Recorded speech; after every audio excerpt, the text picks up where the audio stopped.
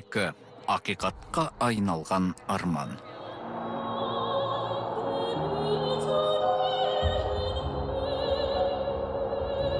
Гами шишықты бірден ортаға тартты. Мінеки Хулио. Хулио Батиста допталды. Доп қиыз кетті. Мишель Сальгадо. Мишель Сальгадоның соңғы добы.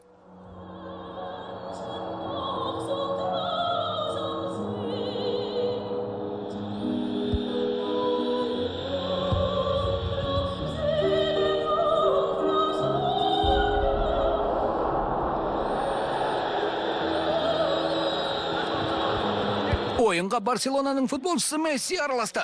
Жалғыз келеді. Барсаның үміті. Сабалето гол соқты. Гол соққан Сабалето. Бұл нетке масқара. Бүгін Барнабай алаңы сәтсіздікке толы болды. Бәріне кінәлі Гейви Харрис. Батыр болып келген еді. Енді жанкүйерлер оны есектеді. Рональдиньоның артында ешкім жоқ. Серхио Рамос оның жолын тосып тұр. Рональдиньо Серхионы алдап соқты. Рональдиньо Энрике Рональдиньоның 3-ші голды соқты. Рональдиньоның бұл 3-ші голы. 3-ші гол. Рональдино 3-ші голды қанжығасына байлады. Хандар мен мырзалар, Барнабеу стадиондағы халықтың қошеметін қараңыздар. Бүкіл Барнабеу тік тұрып қол соғуда.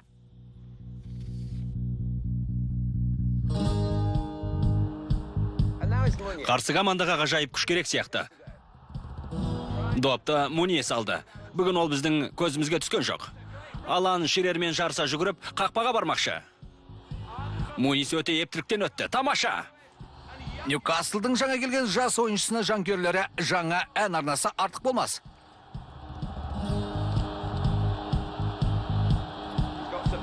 Оң қанаттағылар көмектесуде. Стивен Карр. Баспен соқты.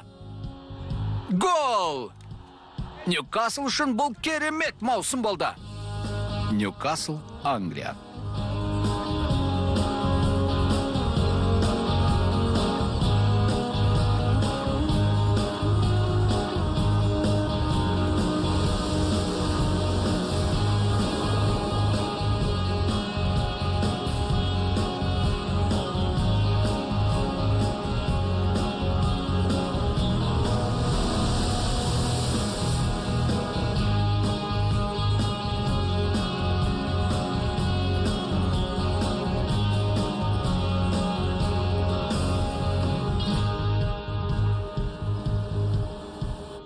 Жақсы.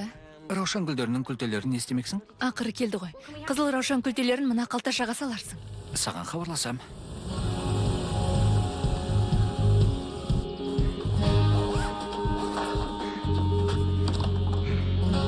Сәлем, қымбаттым.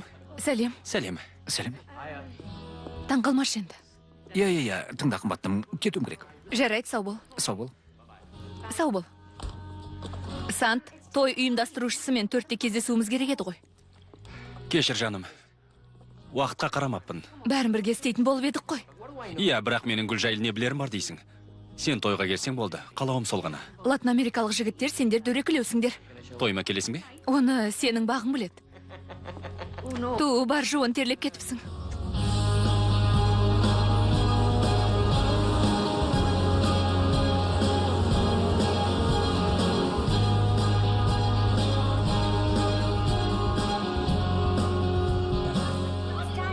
Сөйлегім келіп отыр.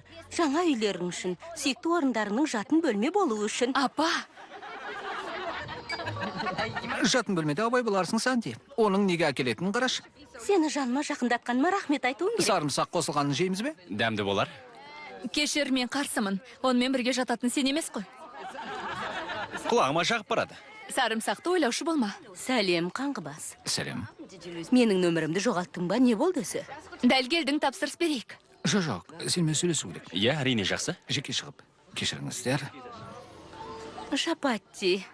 Иә, Шапатти.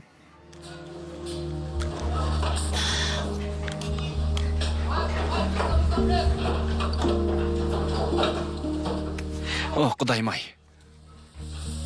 Телефонмен ұзақ сөйлестің. Олар шын айта ма? Бізбен жолыққылар келеді.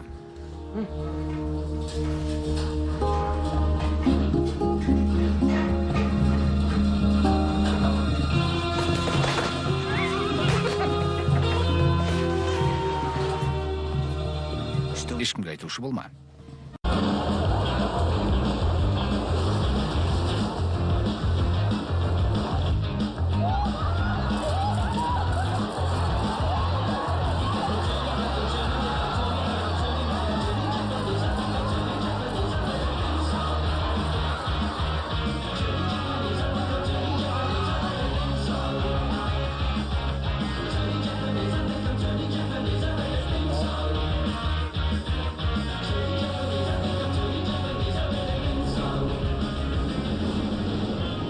Дүние жүзіндегі ең үлкен футбол алаңы. 9 дүркін Еуропа чемпионы, 29 дүркін Испания лигасының чемпионы, 12 Испания кубогын, 1 супер кубок талған. Олар жаз сайын Токиоға келеді.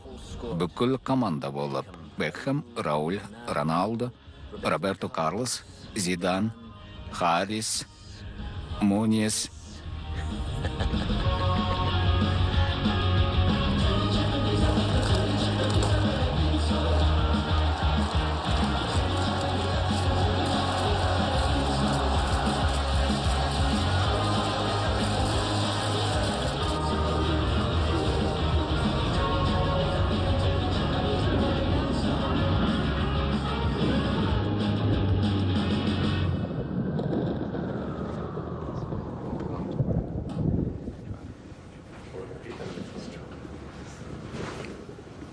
Келгендеріңе рахмет. Санти, қалың қалай? Жақсы рахмет. Аңызға айналған футбол клубына қош келдің. Сені бапкеріңмен таныстырайын деп едім. Вандер Мерве. Танысқаныма қуаныштымын. Шұғыл шақырғанымызға ренжімеңіз. Ештеңе етпейді. Бізге Сантьяго керек. Ол шайды реттеу қажет. Тезірек қимылдамасақ болмайды. Ойыншыларды айырбастау ертең аяқталады. Білем. Жақсы. Қане кеттік. Кеттік. Ақшаны ойлап басыңды қатырмай қой. Мадридті жек көріп кетесің, онда бәрі испанша сөйлейді. Жағдай қалай, Гавино? Жақсы достым. Біз әлі кезгем жоқ. Не, естерің дұрыс па? Агент ретіндегі 10% үлесіңе ойыңа келгенді істеуіңе болады. Өзің көресің. Бұл өте маңызды шешім. Роз екеуміз жақында жаңа үй алғанбыз. Сен сонау жақтан Жапонияға караоке айту үшін ұшып келдің бе? Реал Мадридтен тек эсвастар бастырды. Иә, солай. Бірақ мен ойын сияқты алаң сыртында күтіп отырмаймын. Мықты ойыншы қор болып отыр ғой. Мен өйте алмаймын. Гутенавенді менейр. Голландшы ғой, мырзалар. Бірдеңешесі бе? Рахмет. Сен спортқа қатысты кеңес беріп тұрсың ба? Жоқ, оның қабылдайтын маңызды шешім бар екен. Менің саған ақылым бар, ең алдымен жүрегіңе құлақ сал, сосын ақылыңды тыңда. Еш нәрсеге асықпа. Бірақ бәрібір не істеу керектігін сенің әйелің шешеді.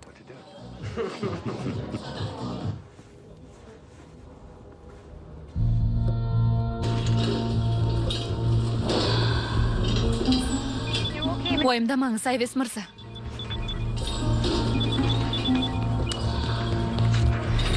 Кешіріңіз, дәрігер. Санти! Санти! Санти, бергел! Санти, тоқта! Реал Мадрид пе?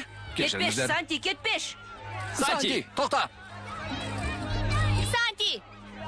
Санти! Майкл ойын өзін қарсы алуға Сент-Джеймс паркіне келген жанкүйерлермен амандасуда. Реал Мадридтің соңғы айырбасының нәтижесінде Сантьяго Муньес Реал Мадридпен 2 жылдық келісім шартқа отырды. Кешіріңіз, Роздың қайда екенін білесіз бе, өтінемін? Иә, ана жаққа солға қарай. Мына ақымақ екен ғой. Менің Розалинімді жылатқан. Қазір ол жаныңды шығарады. Сізге көп сөйлеуге болмайды, Айвес мырза. Сенімен сөйлескім келмейді. Жаным, Қазір емес. саған хабарласамадым. Тағы біраз уақыт беруін сұрамадың ба? Тырыстым ғой, Роза, тыңдашы, мен сені сүйем. Сені сүйем. Қазіргідей баламыз жоқ, жауапкершілігіміз аз кезде мен біраз... Төсегімді қозғалта бермеңдерші. Кешіріңіз. Екеуміз бірге жүріп, бірге ел жер көрейік те.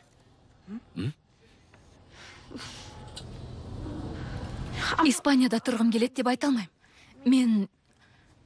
Сант, маған Ньюкасл ұнайды. Маған да ұнайды. Бұл қаланың орны мен үшін ерекше. Бұл қалаға келмегенімде өмірімдегі ең қымбат нәрсені таппас едім. Сені. Бұл сөз мен бір ұпай алып кеттім. Иә, ал той жай не болды? Жаңадан алған үйімізше, жұмысымше. Жұмысым өзіме ұнайды. Білем, бірақ... Сосын емтиханым да бар. Демалатын күндеріңде маған келіп тұрасың. Кейде саған өзім барып тұрам. Жаным, бұл мүмкіндіктен бас тарта алмаймын. Бұл менің өмірім. Ал сен жанымда боласың. Тек менімен. Мен испанша да білмеймін. Өзім үйретемін. Эй, бер келші. Менің бір бұйымтайым бар. Ана Гевин Харристі көргеніңде оған есексің деп айтшы.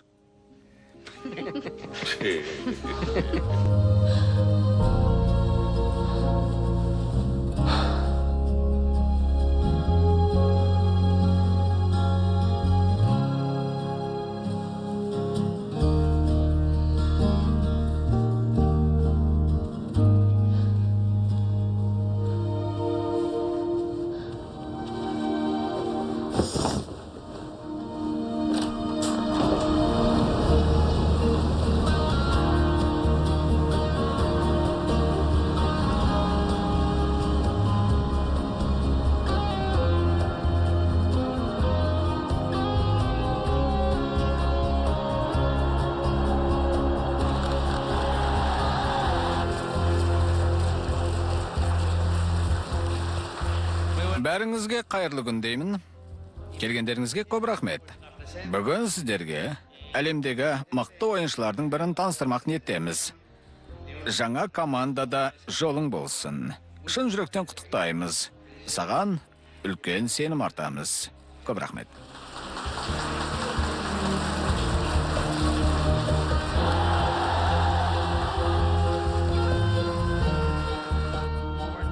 Бүгін Бернабеға 10 мыңнан астам жанкүйер жиналып Реалдың жаңа ойыншысы Сантьяго Муньесті қарсы алды. Сантьягоның 2 жылдық келісім шартына қарамай ауысып кеткеніне Ньюкасл Юнайтед жанкүйерлері әлі сене алар емес.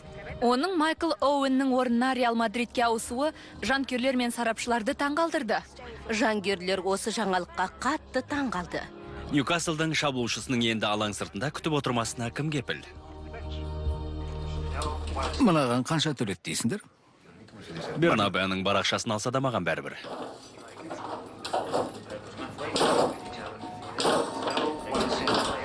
Бұл ойынға шықпай алаң сыртында отыратын ойыншыға ұқсамайды. Муньес мырза үшін мұның еш маңызы жоқ шығар. Мен баяғыда Реал Мадридтің жанкүйерімін. Әжем мен інім үшеумізде ұнататын команда. Бұл командада ойнауым арманымның ақиқатына айналуы. 1 жыл бұрын ғана бағбан болғаныңыз рас па? Мен шағын ғана қыстақтан келгем. Менің тарихым осы командадағы ойыншылардыкінен сәл өзгеше. Роса! Мен үшін бұл маңызды қадам. Роса! Бұл үлкен жауапкершілік, білесіз бе? Жұмыртқа қауыр, түскі ас уақыты ғой. Мен өзге ойыншылармен дәрежелес болуға барымды саламын. Зидан, Дэвид, Роберто Карлос және басқа да атақты футболшылармен бірге ойнау мен үшін үлкен құрмет. Алда күтіп тұрған қиындық пен қуанышқа дайынмын деп ойлайсыз ба?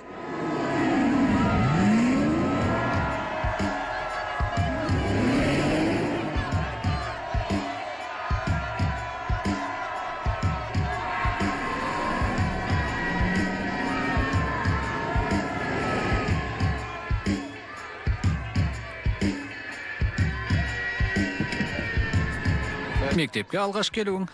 Ұятқа қалдырма олым. Жарайды, апа. Сәлем, Энрике!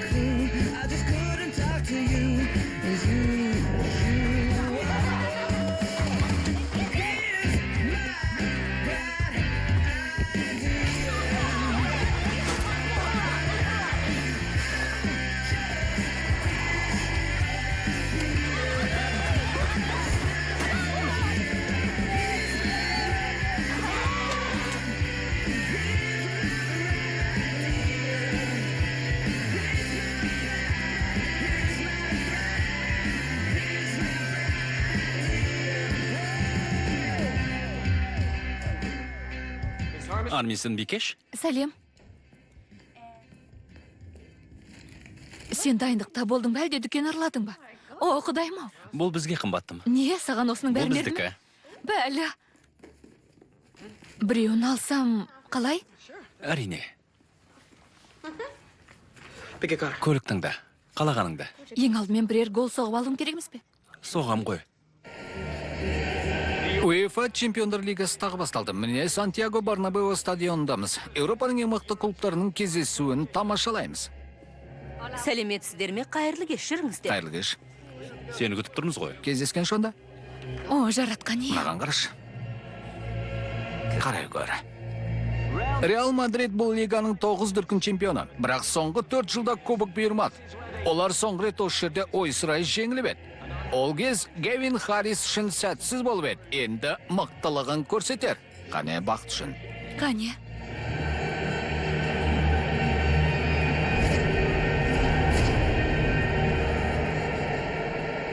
Жаңа ойыншы Муньес ойынын күтуден бастады.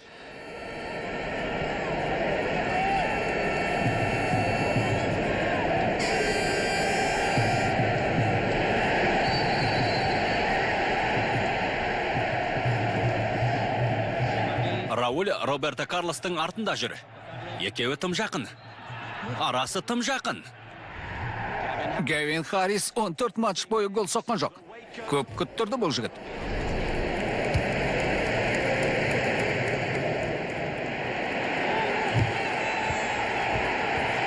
Доптан айырылып қалды. Бадист Мадридке келген қауіптің алдын алып қалды. Бекхэмнің бұрыштама добы бағытталды. Пабло Гарсия ептілікпен тоқтатты. Ойынның аяқталуына жарты сағаттай қалды. Гевин пас берді, теріс кетті. Харрис ойын барысын өзгертуге тырысып жүр. Бірақ бүгін де жолы бола қоймады.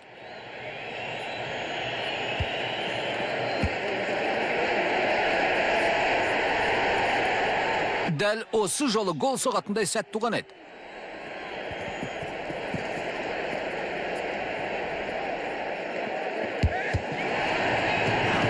Харристың соққысы қақпадан қиыс кетті. Шаршап қалды ма? Жанкүйерлер ағылшын ойыншысына сес көрсетіп жатыр. Қара, Санти, әне. Жаңа жұлдыз ойынға қосылады. Бұл Харристың жұлдызының өшкенін білдіре ме? Сантьяго Муньес үшін бұл жаңа өмірдің басы екенін бәріміз білеміз. Алға, Сант. Қане, Санти.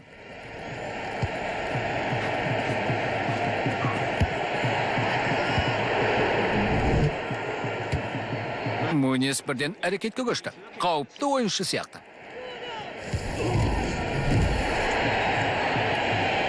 Ойын қызып барады. Қараңыздар, Томас Гревисон тіпті жаға жылсуға дайын.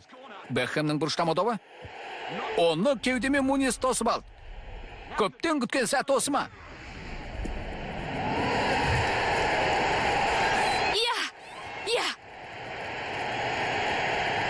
Иә!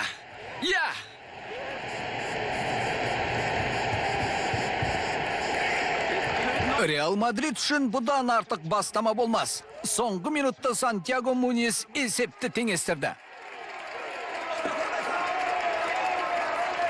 Тағы бір саптаяқ.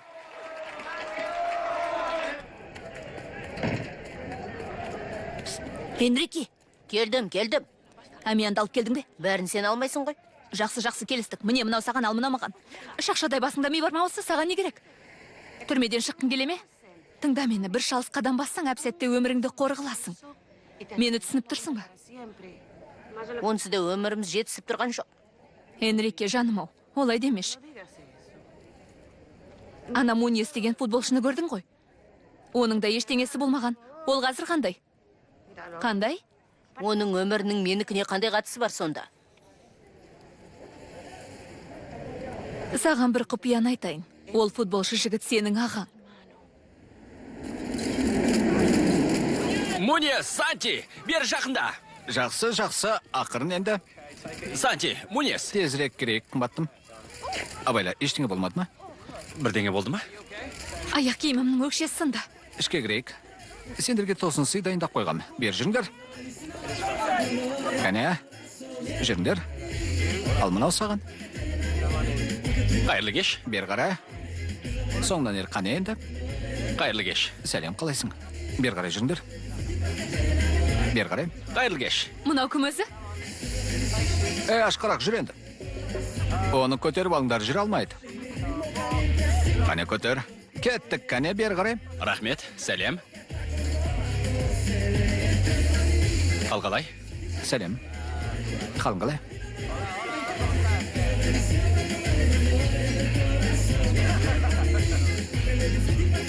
Суретке түсеміз? Кеттік, ішке кіреміз. Міне келдік. Бәріміз бірге суретке түсеміз. Үнем осылай болып тұрам өзі? Иә, негізі бәрі есінен адасқандай жүреді. Айгізбелер сияқты. Сен үйреніп қалған көрінесің. Саған ұнайды ғой. Не, журналға шығу ма? Негізі былай ғой. Кешке қарай бір сәт достарыңмен бірге отырып, әңгімелескенге не жетсін? Солай емес пе? Кішкене қоя тұрып ішіңіздер. Жақсы. Айтпағым, өмірде футболдан басқа да қызықты нәрселер көп, түсінесіңдер ме? Компьютер ойын айтасың ба? Қойшы Кавино, сен команданың беткі ұстарсың. Мені дұрыс түсінбедің. Иә, футболдың табысы жақсы, маған ұнайды, бірақ басқа да қызықтар бар ғой. Мысалы, мына шарапты алайық. Мен Франциядағы керемет жүзімдікке инвестиция салдым. Болашақта табатын наным сол болар. Ішінде тығыны жүр. Жоқ, бұл код дальве ғой, ерекше сақталған.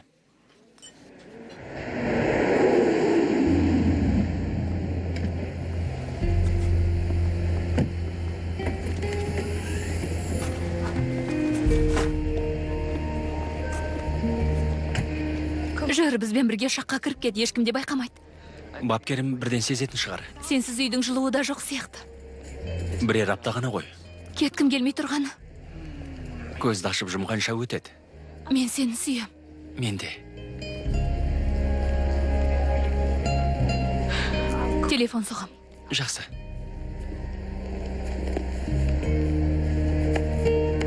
Бірдеңе қажет болса хабарлас. Рахмет. Жарай ма?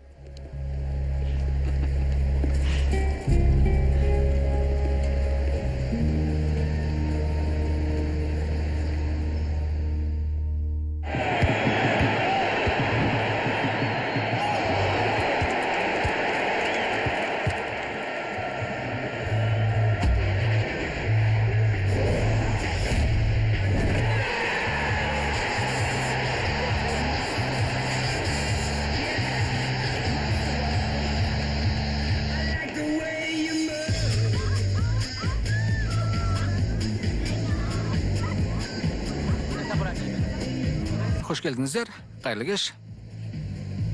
Сант, әжетханаға баруым керек.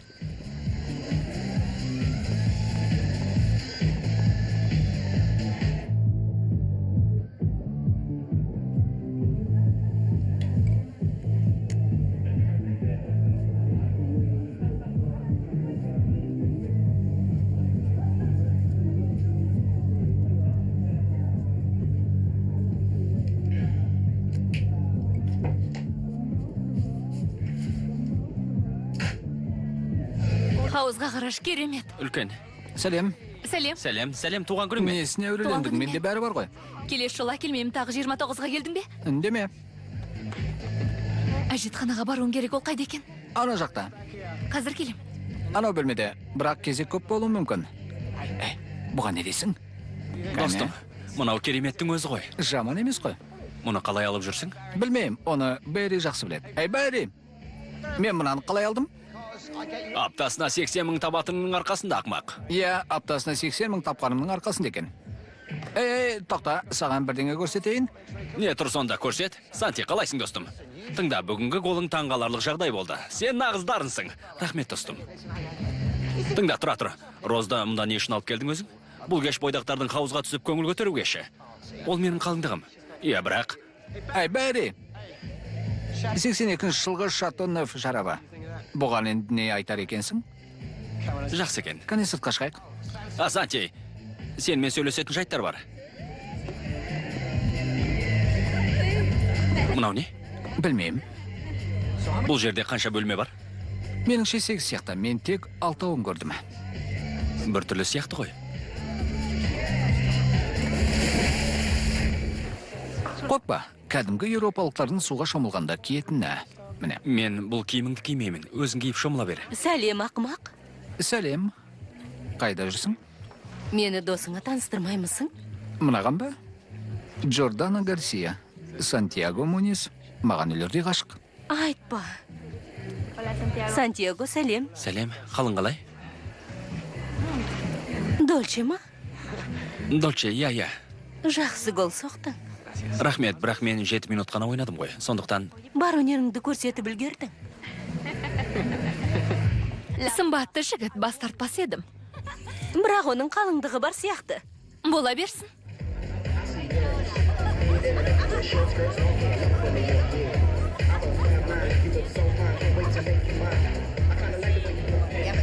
Ол жігітті көрдің бе? Әлі көргем жоқ. Роз. Сәлем. Сәлем, қымбаттым. Иә. Сантиді көрген қуаныштымын. жоқсың ба? Санти, ол Гевинмен бірге үстіңгі қабатқа шығып кетті. Құлпырып кетіпсің өзің. Рахмет. Ішімдік әкелейін бе? Жоқ, барып Сантиді тауып алайын. Сау бол. Кездескенше. Кездескенше.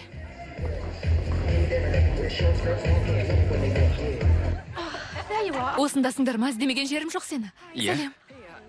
Сәлем. Роза, бұл Джордана. Сәлем. Санти маған тойларыңнан басқа ештеңе айтпады. Бақытты қыз екенсің. Мені жолықтырған ол бақытты. Рас.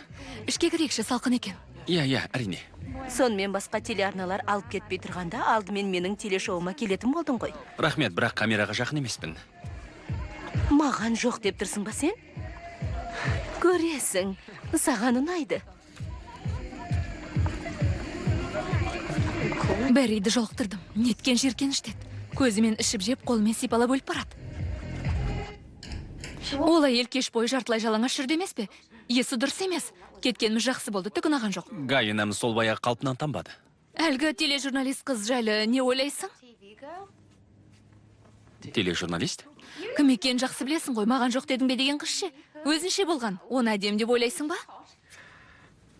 Енді Ойланбай айт, бұл не сұмдық? Неге үндемейсің? негізі әдемі қыз. Меніңше Гавина оған ессіз ғашық сияқты. Ал ол қыздың бар ой сенде ғана. Сондай сымбатты болсам сөйтеді ғой енді. Сондай сымбаттысың деп ойламаймын. Не? Қаласам сені де тастап кетем. Бұл ойыңды қазір өзгертемін. Солай ма? Дәл солай.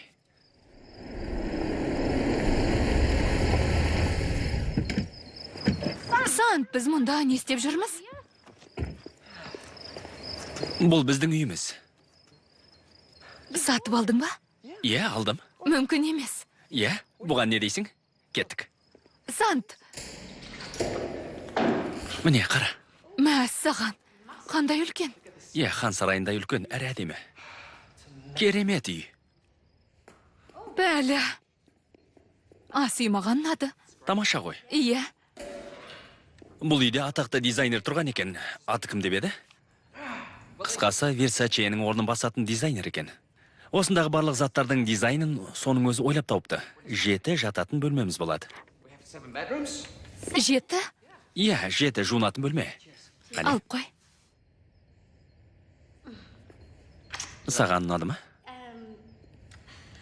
Не айтарымды да білмеймін. Санти! Санти! Санти! Санти! Санти! Санти!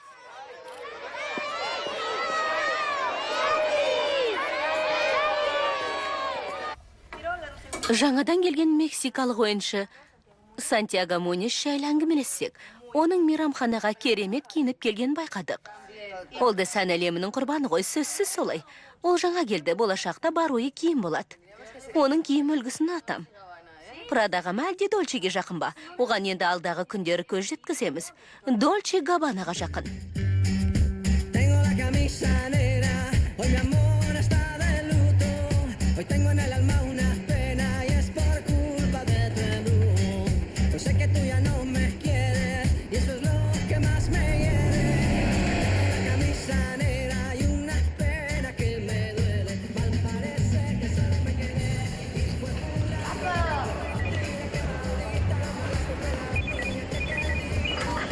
Алло, Алло, қымбаттым, халің қалай?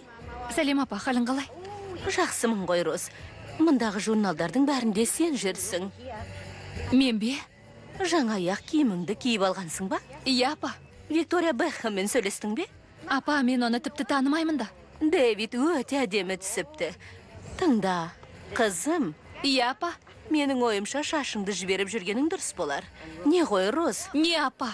Сосын соляриге барсаң артық болмайды. Te digo con disimulo que tengo la camisa negra y debajo tengo el difunto. A enterrártela cuando quieras, mamita.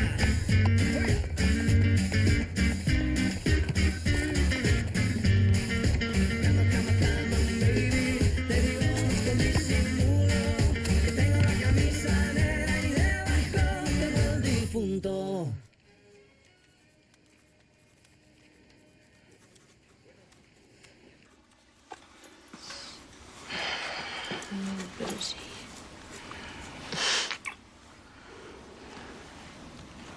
Қымбаттым, сабағымды оқып алайыншы. Шахтада оқып үлгересің. Болмайды.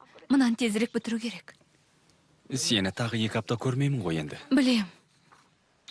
Өтінем. Барып теледидар қарай тұршы.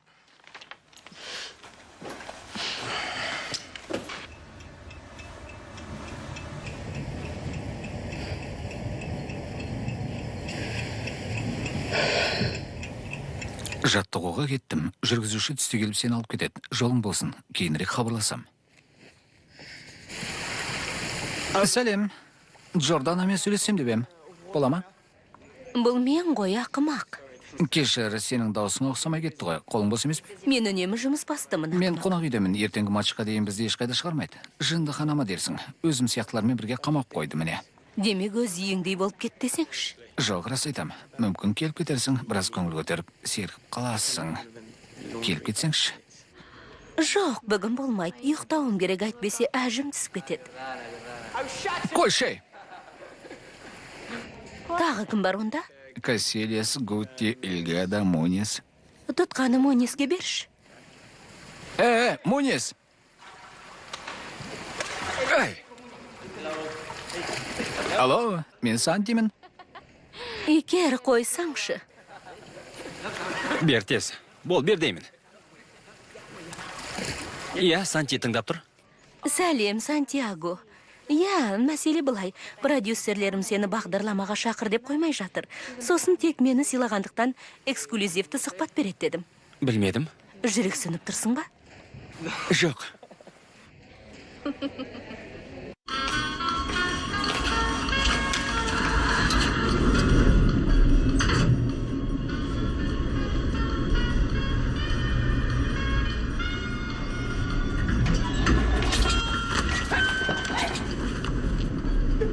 Эй, Гэвин, аш бол, өтінем.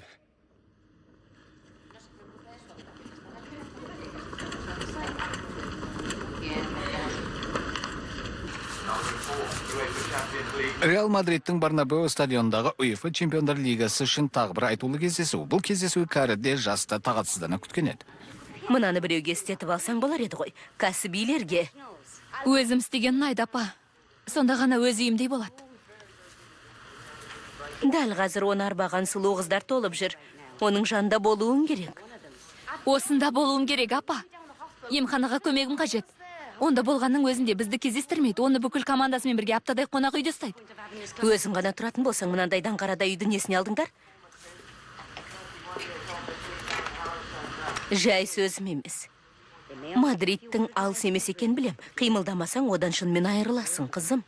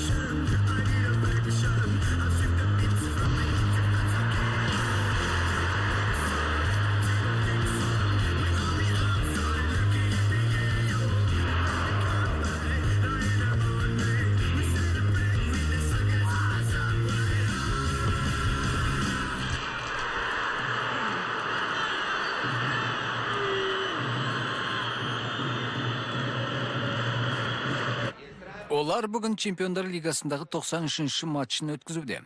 Футбол әлемінің құдіреті деген осы ғой. Енді олардың барынша қимылдауы керек. Энрике, күл салғышты тазалап кел. Жоқ, футбол көріп отырмын. Футбол көргенің үшін ақша төлегенде отырасың.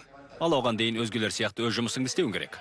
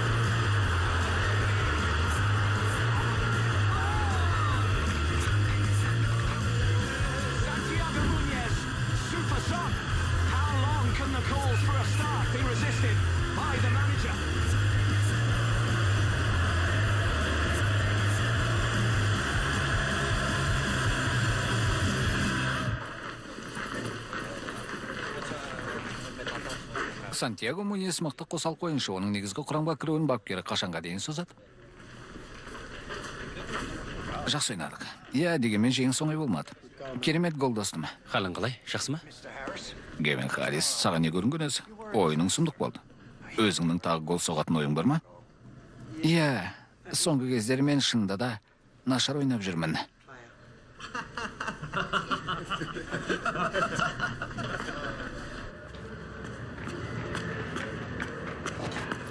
Бапкер, Муньес. бірден айтсам бола ма? Әрине. Қазір бабымдамын, шеберлігімде шыңдалды, бірнеше голда соқтым. Негізгі құрамда ойнауға дайын сияқтымын. Қалай қарайсыз? Негізгі құрамда ойнайтын сәт келгенде алдымен өзің айтам, Муньес. Есінде болсын.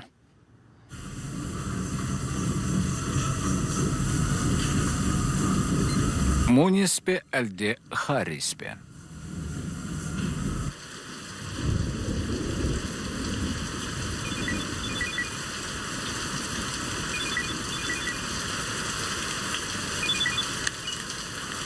Сәлем. Сәлем, жаным. Екеумізге не сатып алғанымды айтсам сенбейсің. Айт енді. Не деп ойлайсың? Білмеймін, Сант. Ойын ойнайтындай күйде емеспін. Ламборджини, аппақ. Спайдер үсті алынады. Нағыз кереметтің өзі. Рос? Бүгін Айвес мырза қайтыс болды. Саған шерімді тарқатайын деп хабарласқым келген, бірақ көңіл күйіңді түсіргім келмеді. Кешірші мені, күнім. Кетуім керек.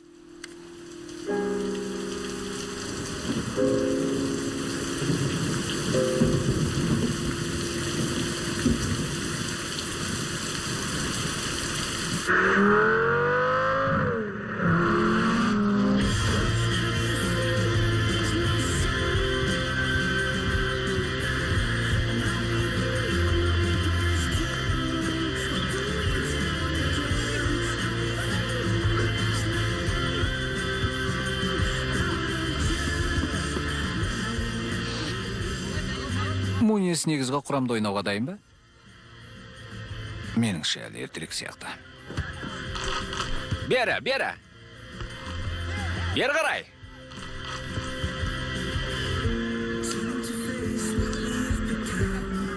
Тағы да ойланып көрерсің.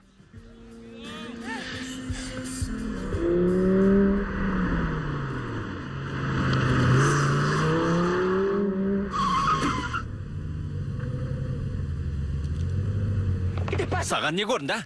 Басып кете жаздадым ғой. Менің атым Энрике, сенің інің болам. Не? Апам сенің әкең Эрнан Муньестің әйел болыпты. Мехикода.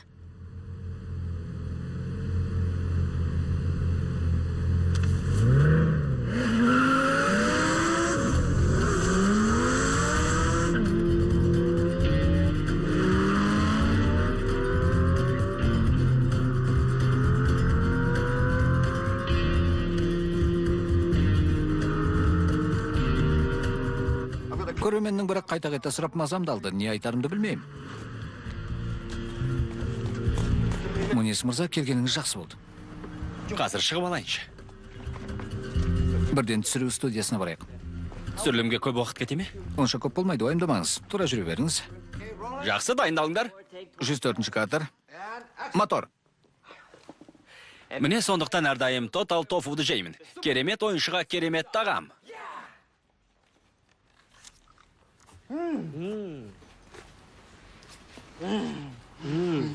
Жақсы, бітті. Тамаша, бәрі жақсы болды. Осыны тағы бір қайталайық, Сантьяго. Оны сен істедің бе?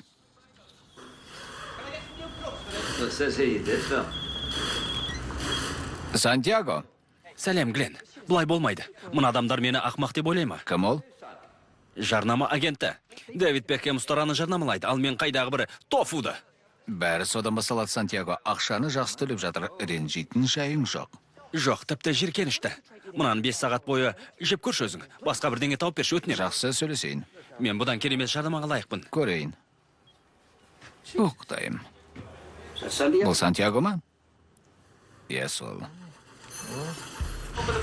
Осы маусымда бапкер Род Ван дер Мерве алғаш рет маңызды шешім қабылдау керек. Оның алдында Санти Муньес пен Гевин Харрис тұр. Бұл маусымда Гевиннің бірде-бір рет көзге түсе алмаған білесіздер. Осы жігіт үшін төленген қайран $5 миллион деп отырған шығарсыздар. Меніңше қазір оның құны 5 тиынға да татымайды.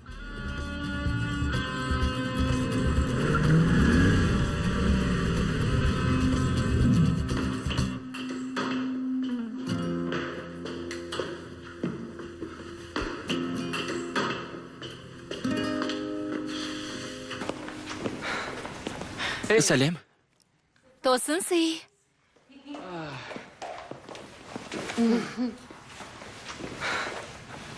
Көргеніме қуаныштымын. Ол бала көлігіңе соғылып қала жаздады ма? Міне же. Халің қалай? Қатты әсер еткен ау сірә. Болды, бәрі жақсы болады. Тамағың жеш.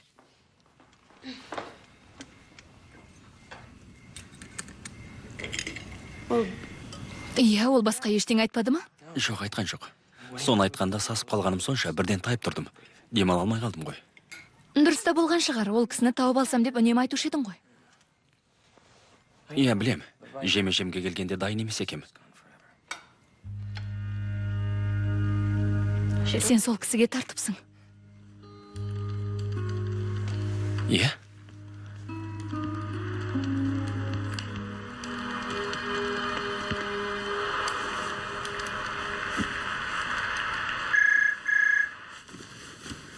Иә? Сантьяго, сен мұны қайдан алдың? Бұл сол ма, әже? Сен Испанияға кетерде осылай боларын біліп қорқып ем. Тоқта, сен білдің бе? Саған айта алмадым, Сантьяго. Жүрегіңді ауыртқым келмеді. Құдайым ау, әже. Ол менің анам ғой. Ал сен маған айтпадың. Ол әйел бәрімізді тастап кетті. Ләмим демей кетіп қалды. Әкеңді тірідей өлтірді. Иә, бірақ өзім білем ғой. Ол менің анам. Ол сені тастап кеткен, Сантьяго. Бұл қылығын қалай ғана кешіресің? Жарайды, әже. Сен араласпа, өтінем.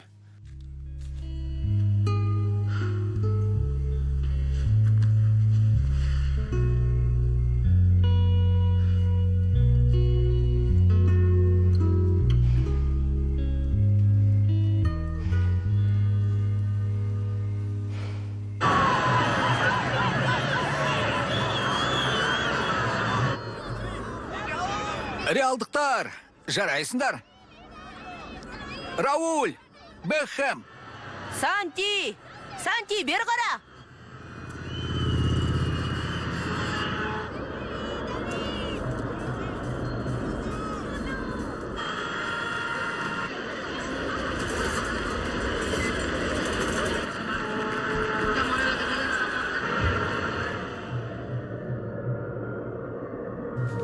Реал Мадрид футбол клубы, Валенсия футбол клубы.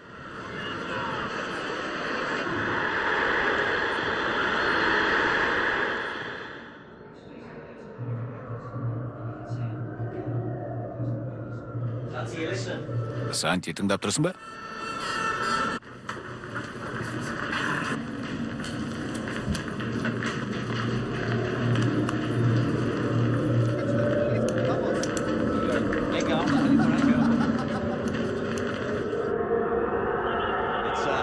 Жас ойыншы Сантьяго Муньес үшін бүгін өте маңызды сәт болмақ. Ньюкаслдан кеткелі бері алғаш рет Реал Мадридтің негізгі құрамында ойнағалы отыр. Мына танымал ойыншылардың қатарында тұрудың өзі неге тұрады? Аттарын оқудың өзі бір ғанибет.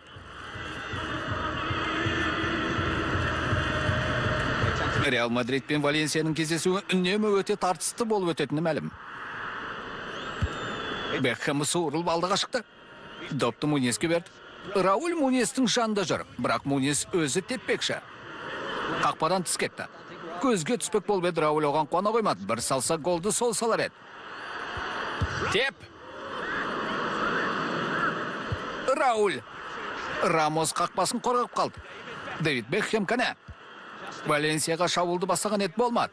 Ойын енді қызып келеді. Реалдықтар қарсы шабуылға шықса болады. Допты Виченти алып кетті. Оны Санти Муньес шалып жіберді. Дәл қазір Муньестің жағдай тым қиын. Оған қызыл қағаз көрсетті. Реал Мадридтің негізгі құрамындағы алғашқы матчына Муньес шеттетілді. Мынау адам наңғысы жағдай. Бұл жігітке әлде тәжірибе жетпейді сияқты. Төрешінің осылай істеуден басқа амал жоқ еді. Виченти оңбай құлады. Муньес үшін сәтсіз күн болды. Санти Муньестің арманының сұмдыққа айналған күні. Оның алғашқы ойыны ең қысқа ойынын айналды. Зинеди Зидан алаңнан шықты. Орнына Гевин Харрис келді.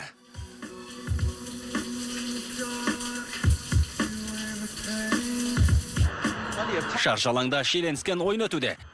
Міне, Готи Канисарес оған не болған? Өзінің не істегенін де білмей қалды. Реал Мадридке бүгін не көрінген?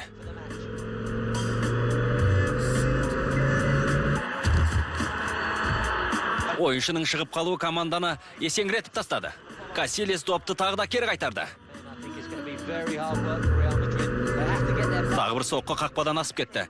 Реал Мадрид үшін 10 адаммен ғана ойнау тым қиын сияқты.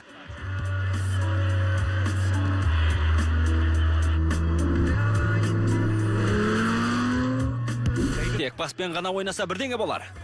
Мінекей Гевин Харрис гол! Реал Мадрид 1-0. Міне есеп ашылды.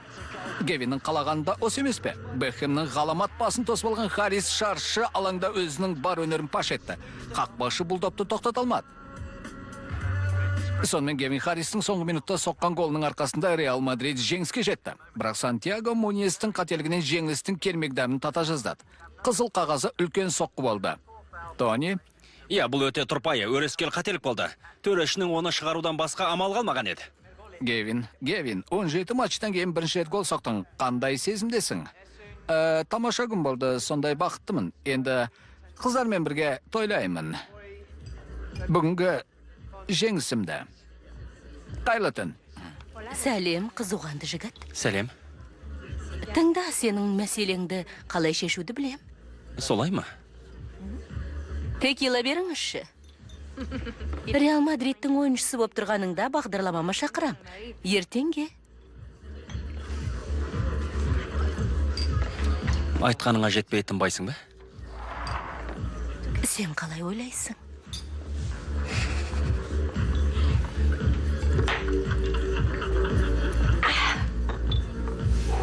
Тағы ма? Тағы біреу өтінем. Оны сен бастадың, мен емес. Жеткізіп салайын ба? Жоқ, рахмет.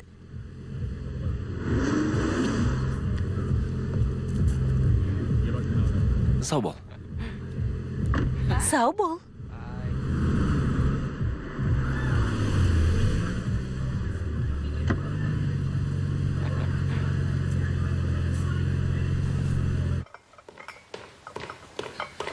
Сант, қымбаттым. Сәлем, жаным, тұрсаңшы. Ей, тұрсаңшы мау басым ау. Қымбаттым. Таңға сатып әкелдім. Жеміс шырын ішесің бе? Батырлаша ұйықтадың ғой. Мінеке, Сант. Сант, Мен неге ерте оятпадың? бағана оятқам, өзің өлген адамдай ұйықтадың. Жұлқылап оята салмадың ма? Мен оятшы деп адам сияқты айттым, Рос. Саған Айттым сендім ғой, ғой. ояттым деп. Сенің есің дұрыс емес немене? Команданың ұшағынан қалып қоятын болдым. Жоқ, есім дұрыс.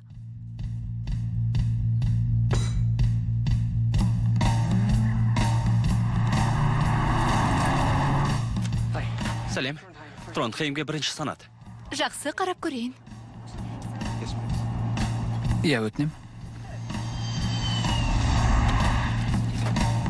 Жоқ, қазір. Кешіріңіз. Жаңғақ шашқаныма ренжімеңіз. Келгенің шынымен жақсы болды, Санти.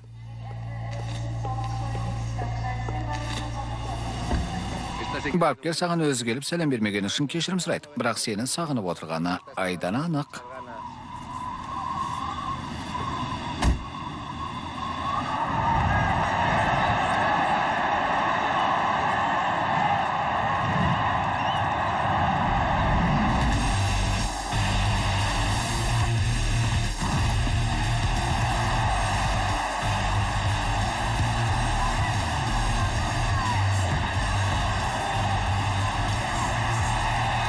Қараш, не істеп жүр? Дайындал.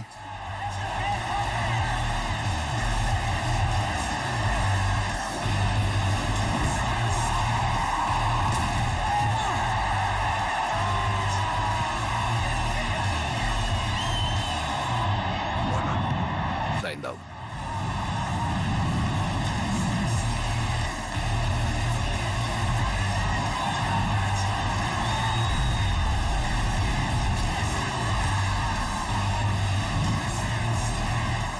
Норвегияға қош келдің.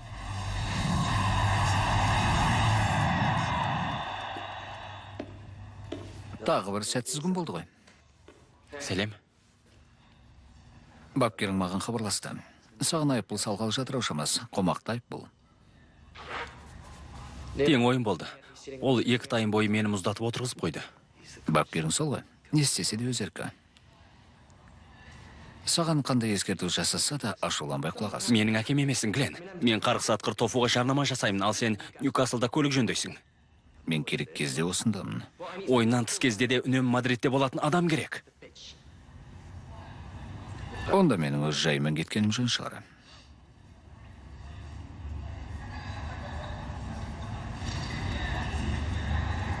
Талай қызықты сәтті өткіздік, Санти. Бұған еш өкінбеймін.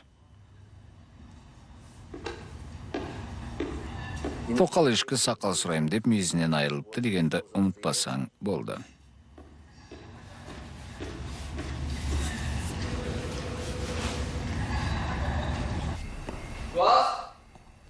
Рос?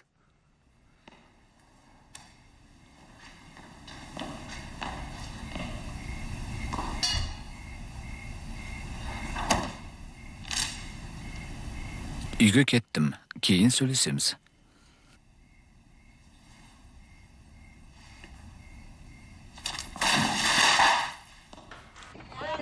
Не айтқандарың түсінбедім. Әйтеуір жақсы нәрсе шығар. Айтқандарың түсінбесем де жақсы нәрсе деп ойлаймын. Абайлаңдар. Қане, Абайлаңдар. Ашсаңшы енді жіберіп қоятын болдық қой. аш енді. Қане ашшы, тез. Бол, жігітім. Аш, бол енді. Қыздар, сендер үйлеріңе апарып тастайын. Не?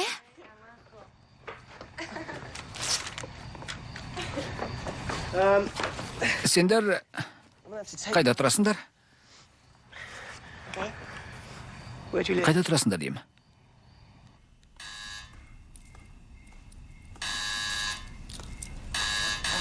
Қазір келем.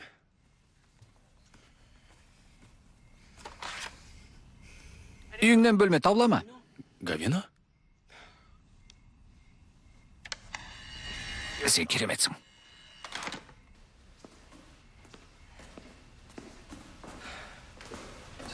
Қанша уақыт тұруға келдің? Біраз уақыт тұратын сияқтымын. Қанша тұрсаң да тұра бер. Иә. Жүзімдігі малаяқтардың ісі болды. Бэри жақсы агент емес екен. Біздің жұмысымыз сол ғой. Түсінуге тырысу керек. Білмеймін, оны мен жаңа жылдық демалыста сөйлесемін. Ай! Қойшы бұл ойыныңда. Өтірік ауыра қалғанға шеберсіңдер. Шынымен жанымды шығарып барады. Не, шын айтып тұрсың ба? Иә, қатты ауырып тұр.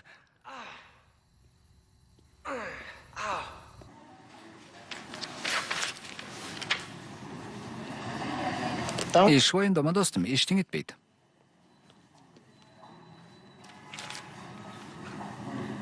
Осы жерде және үйіңде ғана боласың, басқа ешқайда бармайсың. Жаңа жылдық демалыста қыдырайын деп ем, бапкер. Ешқайда бармайсың. Түсінікті тілде айттым ба? Солай шығар.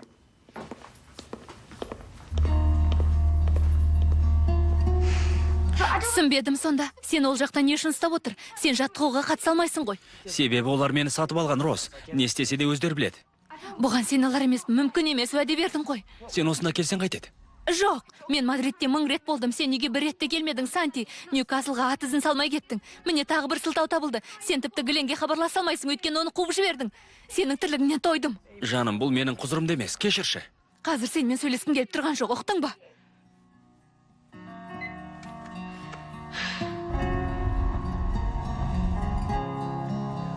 Қане жаным, бір тостақ ақ қайнар ішіп жібер. Сантидің келмегені жаман болды. Испанияның атақтыларымен тойлап жүрген шығар. Ол да енді жұлдыз ғой. Жоқ, оны атама. Алып бере салшы. Мұнаның не екенін табалар ма екенсің? Табу қиын. Чемпиондар лигасының нағыз добы. Атақты қашқын көріп отырсың ба? Не? Стив Маккуин? Оның мықты екенін білем. Жақсы. Сүйдім. Сау бол.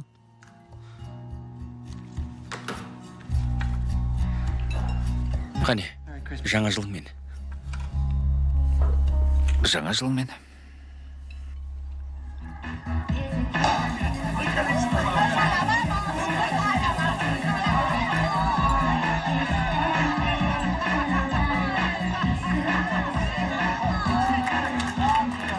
Неге? Сәлем, біз телефонға жауап бере алмаймыз. Хабарлама қалдырсаңыз, өзіміз сізге хабарласамыз. Сәлем, бұл мен. Жаңа жылды бөлек қарсы алғанымызға сен алмаймын. Былтырғы кеш есіңде бар ма? Джемел Лореннің Кеонаға сол түні жүкті болған айтқан. Оны қалай есіңде сақтағанына таң қалдым. Тыңдашы, мен сені сүйем. Сені сағындым. Жаңа жылың құтты болсын. Жаңа жылыңмен.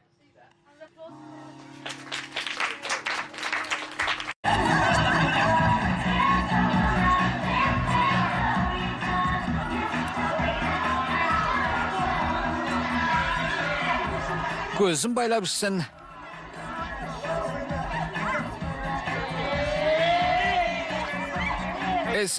Сант, бер кел. Келсеңші. Жоқ.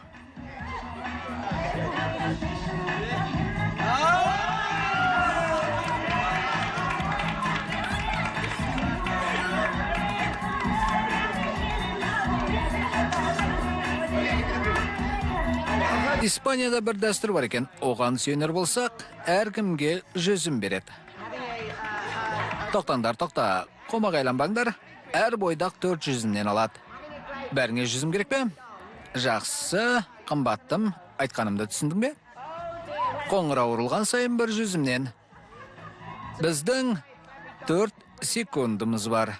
Түсіндіңдер ме? 4, 3, 2, 1... Иә!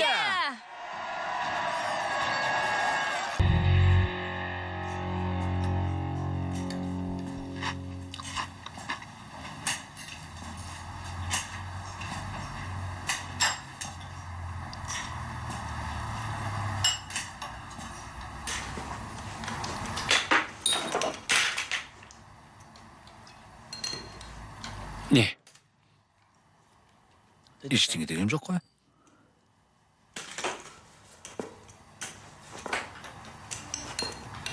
Бірақ маған сонша қарадың. Құдды бір мазақтағандай. Жоқ, олай емес. Ештеңе болған жоқ. Жақсы. Ештеңе болған жоқ.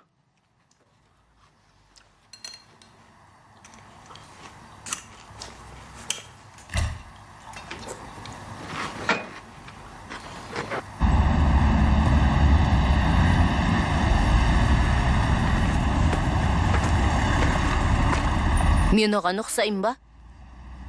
Иә, енді ұқсап тұрсың. Рас па? Қиялдап кеттің, бауырым.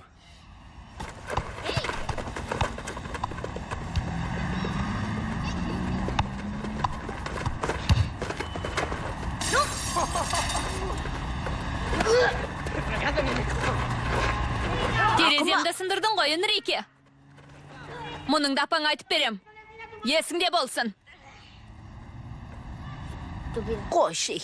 Yo te tiré el balón y no hubo más juego luego, ya no se devolvió. Yo te tiré el balón. Жеткізіп салайын ба? Жақсы. Juego luego, ya nunca más volvió. Pues cógelo. Cógelo. Sin miedo, cógelo. Y antes de que toque el suelo. Сонымен, қайда тұрасың? Тура жүре бер. Әй, Мынау кім? қалыңдығым. Қой орнына. Әдемі екен. Оны сындырып алып жүрмеші. Саған футбол ұнай ма? Иә. Иә. Апаң туралы айтшы. Не айтады, не істейді, кім ол? Мені өз еркіме жібермейді, бірақ мен қашып кетем. Қой, баспа оны, қой деймін. Иә, алло? Сәлем, сеньор Бандергей. Маған бір мүмкіндік Кім беріңізші. бұл? Алло? Бапкермен сөйлесіп отырсың ғой, басыма бәле болғың келе ме? Саған не керек өзі?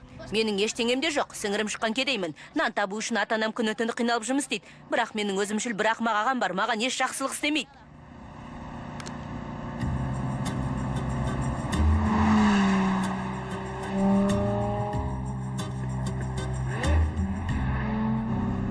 Мына сөмкеде не бар? Ештеңе, менің заттарым ғана.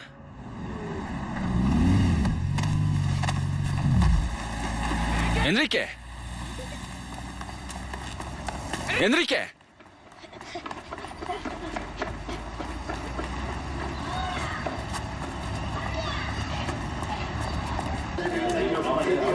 Бергел, ойнаймыз. Тағы бір сапты аяқ сыр алайық. Болды, енді қайтайық.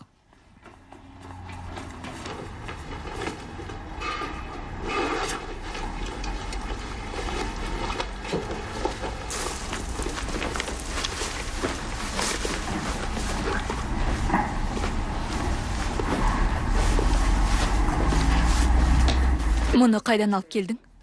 Оны маған ағам берді. Оны мен араласа алмайтынымызды білесің ғой. Ол менің ағам ғой. Оны жұрттан неге жасыруым керек? Себебі бұл үйде менің айтқанымды орындайсың. Оны қайталаудың да қажеті жоқ. Ол жігітті ұмыт. Оның өмірінде саған орын жоқ.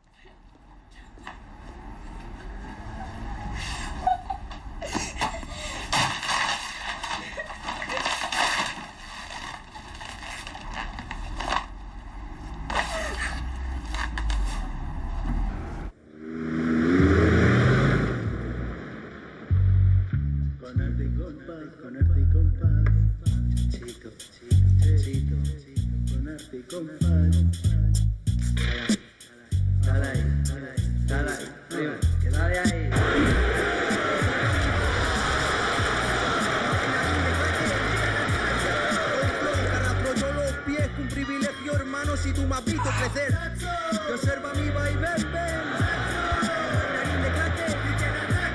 Con flow que arrastro yo los pies, tu privilegio, hermano, si tú me has visto crecer.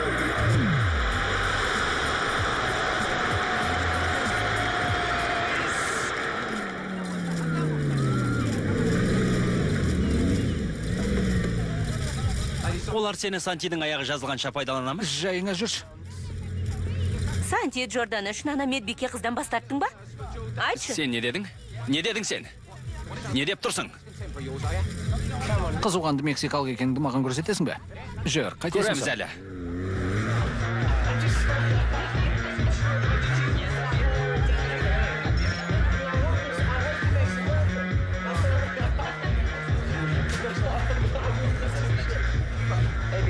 Ей, сен, маған телефон соқтың ба? Мен бе? Маған 3 рет телефон шалдың.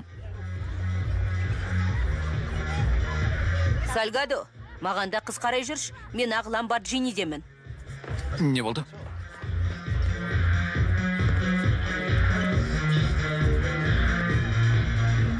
Флако, көлігім қайда? Кілт қайда? Кілт қайда деймін? Құжат салатын қорапшасында. Энрике! Энрике! Энрике! Ананың артынан ер. Ламборджинидің бе? Е, қалмаңыз. Кинодағыдай болды ғой. Жылдам. Жарайды, жақсы.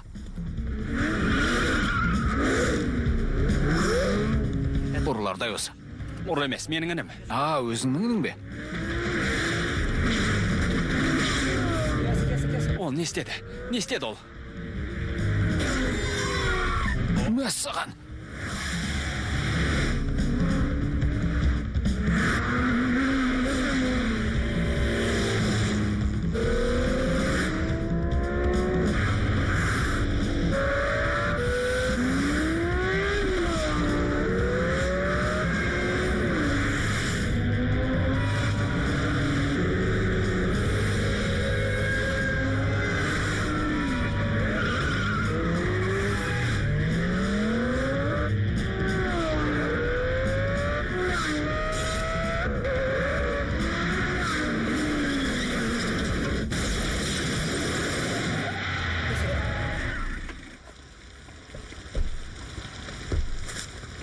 Энрике!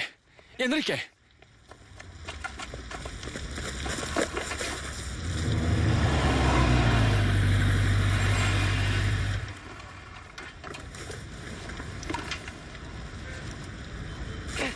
Энрике!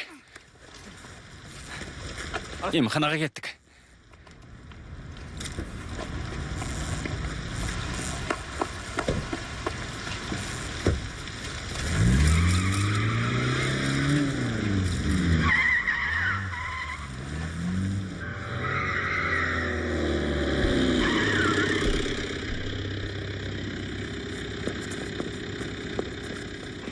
Дәрігер керек. Дәрігер керек. Тура жүріңіз, жүре беріңіз. Халі қалай, есін біле ме? Иә. Сонда аяқ астынан тізгінді жіберіп алдыңыз ба? Айттым ғой, телефоным шырылдап соған қараймын деп жауап беруге міндетті емеспін. Сізбен бірге болған бала кім? Досымның баласы. Мұнда бағын айттым ғой. Тыныш. Жаңа қанша ішімдік іштім деп айтып едіңіз?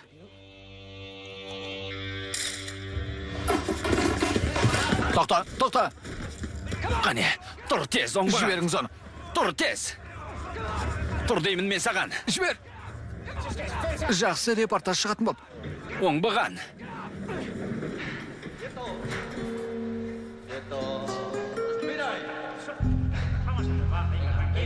Кеттік, жүр. Бол, Жүр! бас аяғыңда. Yo estoy haciendo mi Жұмысымды істеп, жайымда жүргем. Осылай деп жазыңыз.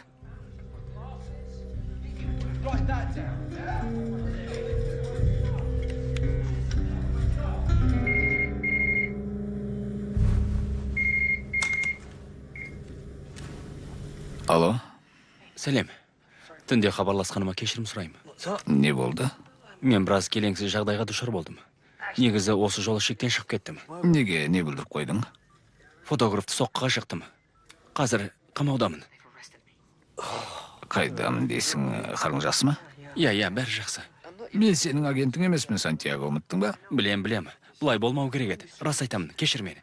Кешірімді Кешірші. менен сұрама. Сұрайтын адамнан сұра. Сен жас бала емессің, есі бар жігітсің. Сені жұрт футболист ретінде сыйлайды. Ал ең маңыздысы өзіңді адам ретінде сыйлата білуі. Жақсы, мен бармайым. Өзің қошасың.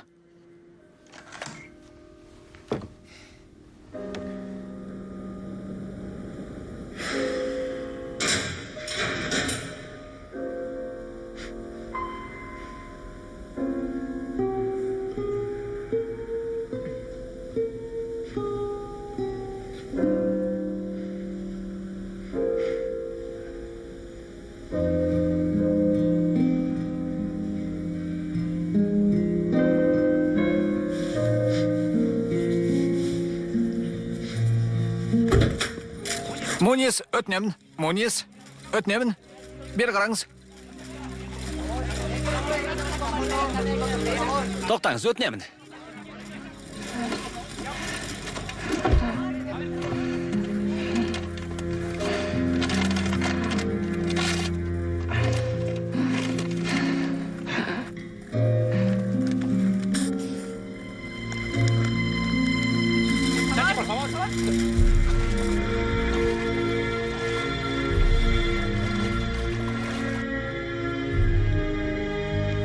Роз. Мынау жайлы біліп пең? Не жайлы? Барлық жерде жүр.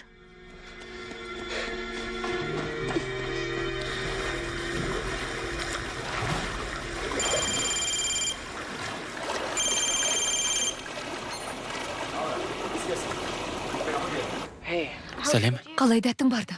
Соны адам жоқ жерде істеу миыңа кіріп шықпады ма? Міндетті түрде бүкіл әлемге паш ету керек пе еді? Нені айтып тұрсың? Сен барлық журналда жүрсің, Сант. Ана қызбен бірге. Журналда?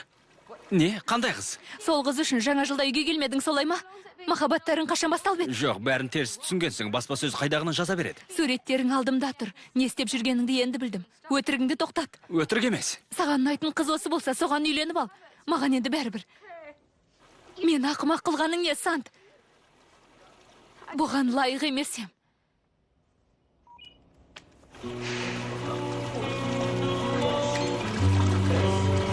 $100 days have made me older since the last time that I saw your pretty face.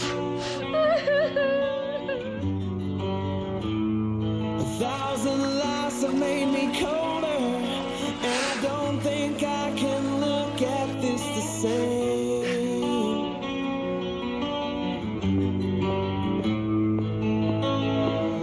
But all the miles that separate. Бір, екі, үш, төрт. Тамаша, қаттырақ сөз мінеки, керемет. Қане, теуіп қал, тағы бір рет. Тағы да. Артқа қарай. Мінеки, жақсы, жақсы. Өтінем, Роз. Хабарлаш, сөйлесуіміз керек. Жарай ма? Сау бол. And tonight, it's only you and me.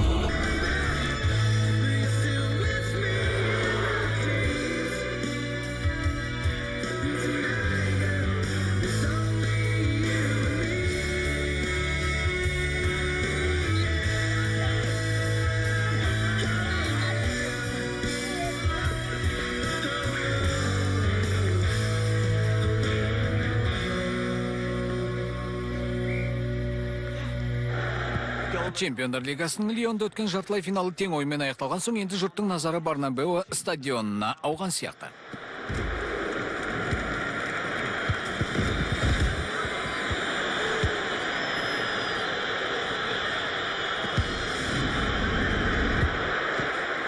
Доп Гевин Харриске өтті. Ол енді ғана өз-өзінен келген сияқты. Бұрынғыдай жылдам қимылдайды.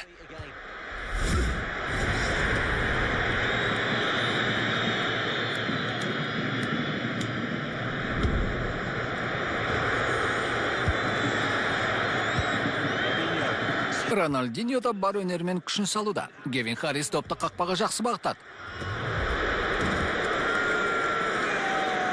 Испания астанасындағы бұл матчтың орны ерекше.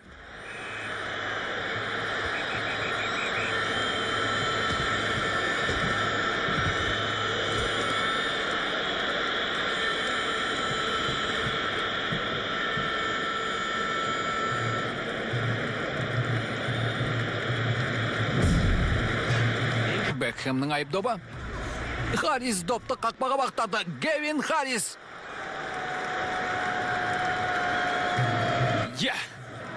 Дәл қазір Кевин Харрис тағдырына дән риза сияқты.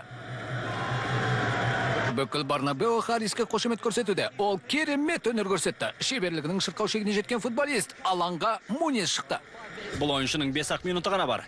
Екі ай алаңға шықпады. Өз өнерін көрсетуге 5-ақ минуты бар. Қалайда допты алуды көздейтін анық. Міне алды, мінеки. Муньес аянатын емес. Допты соқты. Бірден шабуылға көшті. Міне, Қақпадан тыс кетті. Муньес қорғаушын алдап өтті, міне. соққы.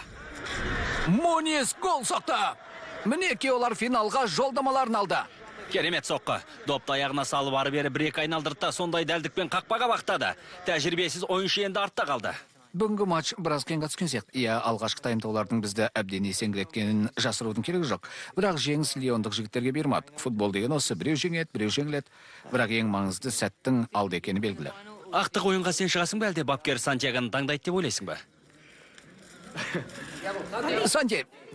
Санти, сәлем Сантьяго, сен қаламат өнер көрсеттің. Реал Мадридті финалға шығардың. Қандай сезімде тұрсың? Жеңгенімізге қуаныштымын. Әзірше басқа ештеңе де ойлап тұрғаным жоқ. Жұрт екеуіңнің жақсы дос екеніңді біледі. Бәсекелестердің достықтарына әсер етпей ме? Біз бір командамыз. Ең бастысы нағыз доспыз. Рахмет. Рахмет.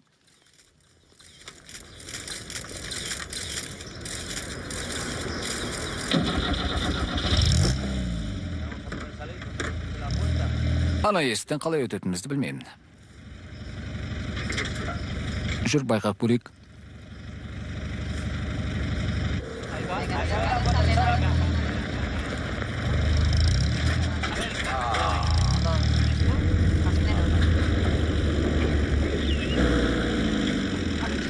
Жақсы болды достар. Мен кеттім. Жақсы, рахмет. Аман болыңдар. Сау бол. Рахмет.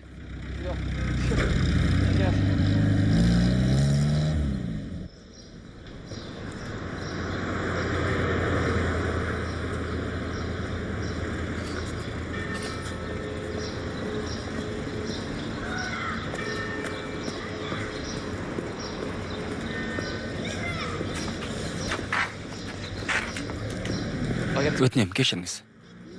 Мына елді көрмедіңіз бе? Жоқ. Рахмет.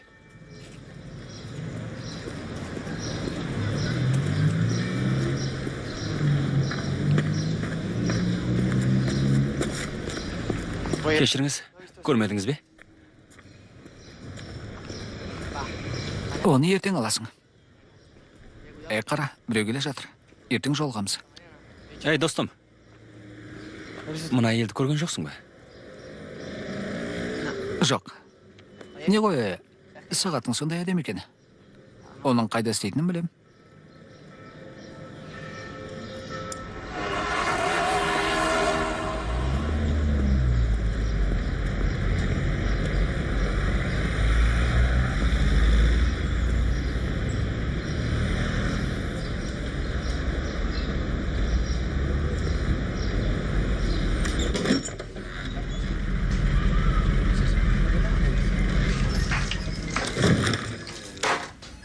Ол емес қой. Сол сияқты. Қандай көмегім қажет? Роса бар ма? Роса? Роса, бір минутқа келіп кетші, өтінем. Не болды?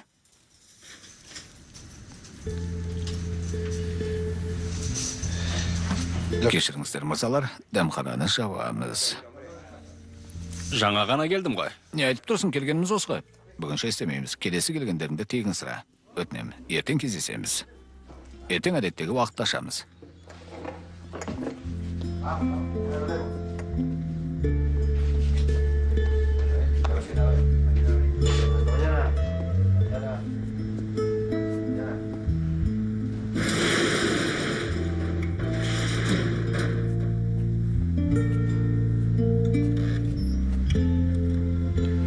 Сантьяго.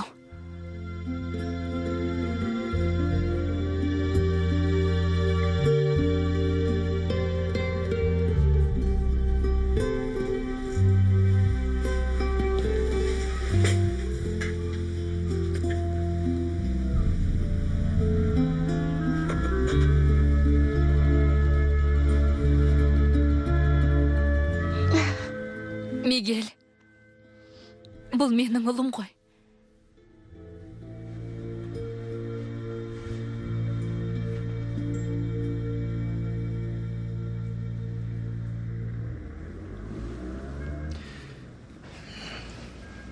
Неге кетіп қалдың? Бұл мұны түсіндіру қиын еді. Оның сендерге еш қатысы жоқ еді.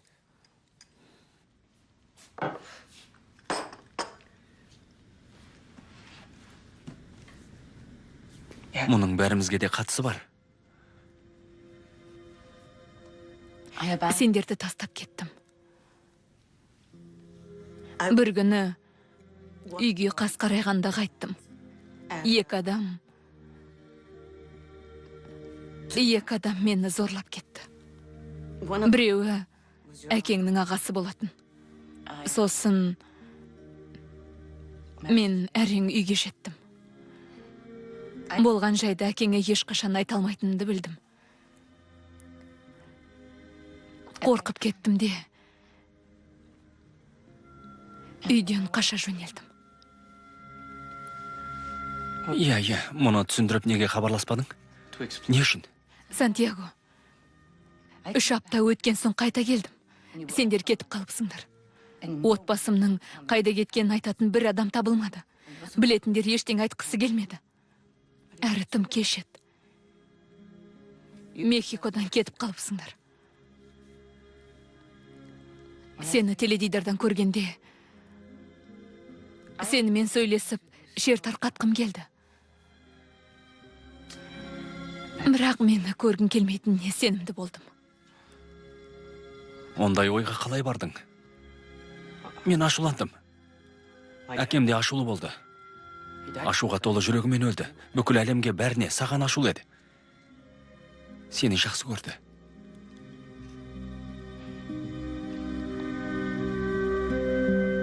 Жақсы көрді сені.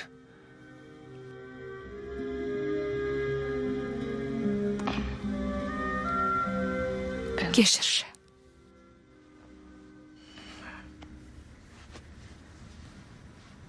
Бәрі де жақсы болады. Бері қарай!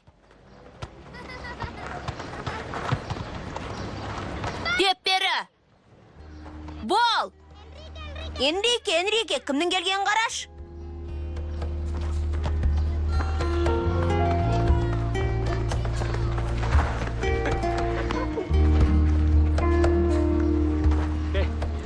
Ойнасам бола ма? Әрине.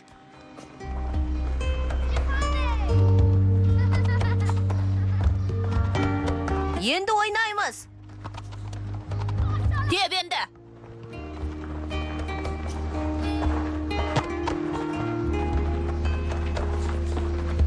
Бұл кім өзі? Энрикенің ағасы ғой.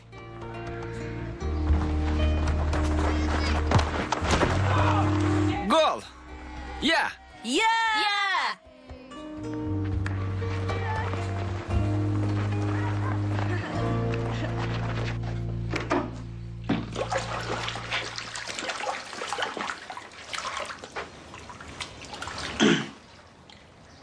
Сен өзі не істеп отырсың?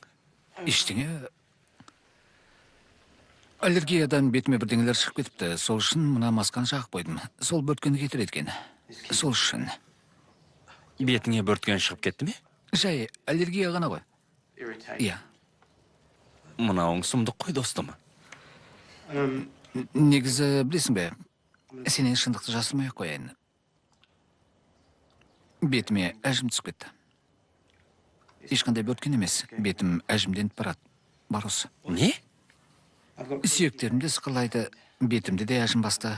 Осы маусымда клубпен келісім шартында бітеді. Тым болмаса осы әжімнің алдын алайын дегем. Басқасы қолынан келмейді. Себебі футбол ойнамайтын болсам, басқа не істей алатынымды да білмеймін. Келісім шартыңды ұзарту үшін бетіңе маска жақтың ба? Олай емес, енді негізі солай. Бәлі. Жақсы болған соң маған айта сал. Жарай ма? Иә, жақсы. Кейін жолғамыз ғой, Иә.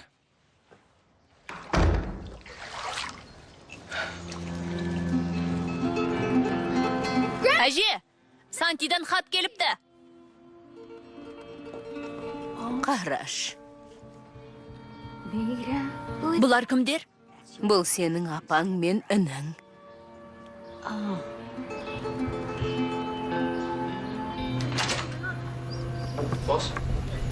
Бастық.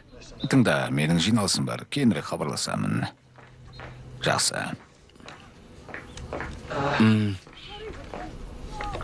Не болды? Финалда мені бірінші ойнатасыз ба? Қосалқы топта отырайын. Гевин ойнатыңыз, өтінем. Финалда жақсы ойнаса, онда Англия құрамасының қатарында әлем кубогына қатыса алады.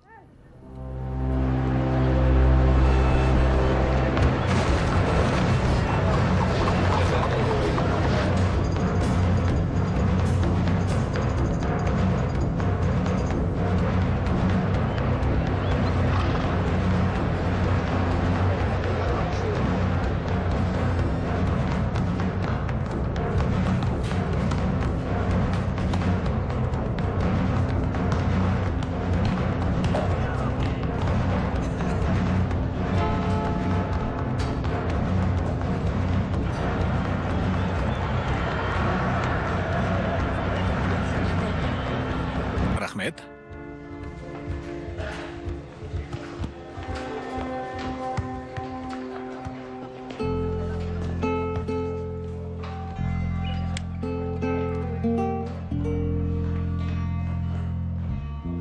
Хабарлама қалдырсаңыз, өзіміз хабарласамыз. Сәлем, бұл мен ғой. Сөзге шорқақ екенімді білесің. Бірақ енді өмірімдегі ең маңызды ойынға шықпас бұрын саған хабарласып алайын дедім. Сөзімді аяғына шейін тыңдағаныңды қалаймын. Осында келгелі қателіктерден көз ашпай келем. Сен болмасаң маған мына ақшаның да, дүниенің де еш керегі жоқ. Ақыры апаммен де жолықтым. Жолығу қиын болды, көп ойландым. Енді бәрі жақсы болады. Өз дегенім үшін кешірім сұрамаймын. Тек сен өзімнен алыстатып алғаныма қатты өкінемін. Мен ақымақ болдым. Шектен шығып кеткенімді білем. Енді бәрі қалпына келтірсем деймін. Иә, бәрін қалпына келтіремін. Сені сүйемін. Өтінем, хабарласшы. Сені көруге бола ма? Айтшы. Маған тағы бір мүмкіндік бер.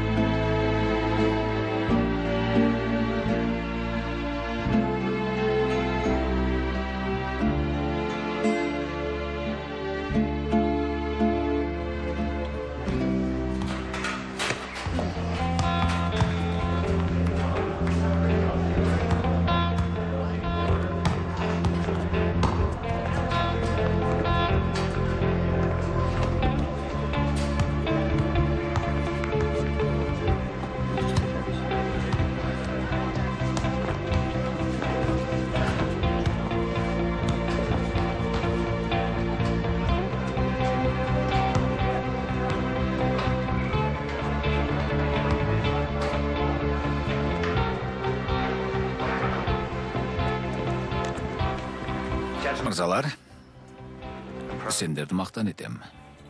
Финалға жеттіңдер. Чемпиондар лигасының финалындасыңдар. Осында не үшін жүргендеріңді ұмытпаңдар. Ештеңеге де қарамай, тек ойынды ойлаңдар. Ақшаны ұмытыңдар, журналистерді ұмытыңдар, камераны ұмытыңдар. Бәрін де ұмытыңдар. Тек ойнаңдар.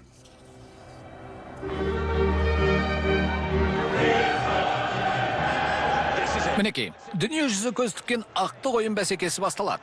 Чемпиондар лигасының финалы. Реал Мадрид бүгін Барнабеода Арсеналмен кездесетін болады. Реал Мадрид өз алаңында 4 жыл бойы күткен жеңіске жетіп, намысын қорғап қалу керек. Бүгін бұл алаңда дүние жүзінің атақты жұлдыздары ойнайды. Бәрі де мыңдаған матчта жеңіске жеткендер. Бүгінгі кубок кімнің қанжығасында кетер екен, сол қызық болып тұр. Билл, Терри Анри, Фабрегас әлде Ти-Джей Харпер алам екен. Реал Мадридте де көптеген мықты ойыншылар бар. Бекхэм, Зидан, әрине Гевин Харрис те осал жау емес. Тыңда мені, қытығыма тиюші болма. Реал Мадридті финалға алып шыққан Муньес пен Харристің голдары еді. Алғашқы ойыншылардың қатарында Гевин Харрис ойнайды екен. Сантьяго Муньес алаң сыртында отырады. Арсенал мен Реал Мадрид ойыншылар үшін жеңіс тұғырына көтерілуге аз уақыт қалды. Барнабеу стадиондағы матч басталып кетті. Доп Гевин Харристің аяғында, бірақ оны Харпер алып кетті. Харпер алғашқы минуттан-ақ Арсеналға мүмкіндік сыйлады. Ойын шарты бұзылды. Төреші пенальти тағайындады. Жетпеген пенальти еді. Харрис мұндай қателікке қалай ұрынды? Сары қағазды қоса алды. Ти-Джей Харпер допты алып кеткісін, Харрис оны қайтармақ болып ойын тәртібін бұзды. Бұл үшін пенальти беруге өз басым келіспеймін. Ти-Джей Харпер орнынан тұрып допты тепті. Арсеналдың ғаламат ойынына қараңыздар. 1-0. Харристің ойын шартын бұзғаны күмән туғызады, бірақ пенальтиді керемет соқты. Касильястың мүмкіндігі болмаған еді. Доп қақпашының сол жағын ала кірді. Керемет соққы. Реал Мадридтің жеңіске деген үміті жерге ұшқан сияқты. Арсенал тағы да шабуылын бастап кетті. Хосе Антонио Рейс Терри Анриге пас берді. Екінші гол болатын еді, Терри Анри. Қалай секірді мұндай доптың қақпаға кірмеу өкінішті. Рейстің пасы да керемет болды. Өзі нағыз бабында екен. 2-0 болатын еді. Реал Мадридтің жұлдыздарын лондондықтардың мысы басып кеткенде. Анри Рейске пас берді. Касильяс Реал Мадрид үшін тағы бір ерлік жасады. Галактик достарды тағы да Касильястың шеберлігі қорғап қалды. Жас арсеналдықтар мұндай соққыны тағы қайталамақ ниетте. Арсенал тағы шабуылға көшті. Лондондықтар шабуылды тым желетіп жіберді. Фредди Люйнберг қақпаға тепті. Касильяс тойтарыс берді.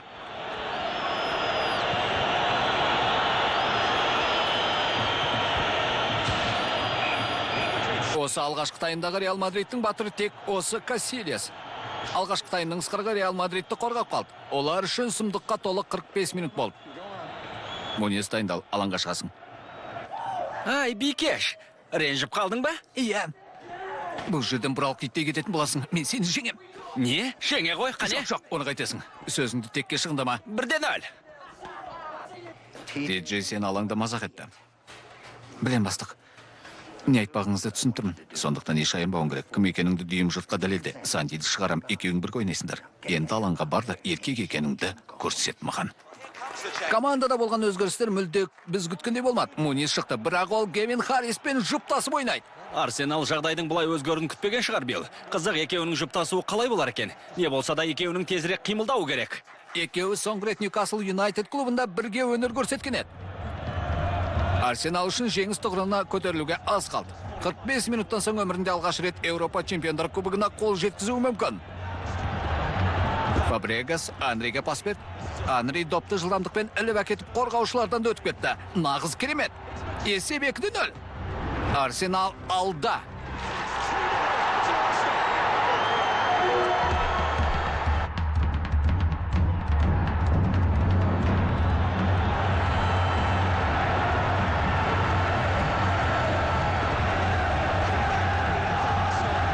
Арсеналдың батыры міне, Анри. Команда капитаны Арсеналды жеңіске тағы бір табан жақындатты. Ал бұл гол Реал Мадрид үшін жеңілістің көрінісі болмақ. Бекхэм қайда, Роналдо қайда, Рауль қайда, Гевин Харрис қайда. Реал Мадридтің бетке ұстарларының оянатын сәті келді емес пе? Міне тағы да Анри шықты. Шынымды айтсам, бүгін Анри де оның командаластарда ерекше дайындықпен келді. Терри Анриге пас берілді. Тағы гол соғам екен. Клаптысты допты Фабрегас алды, бірақ оның жол болмады.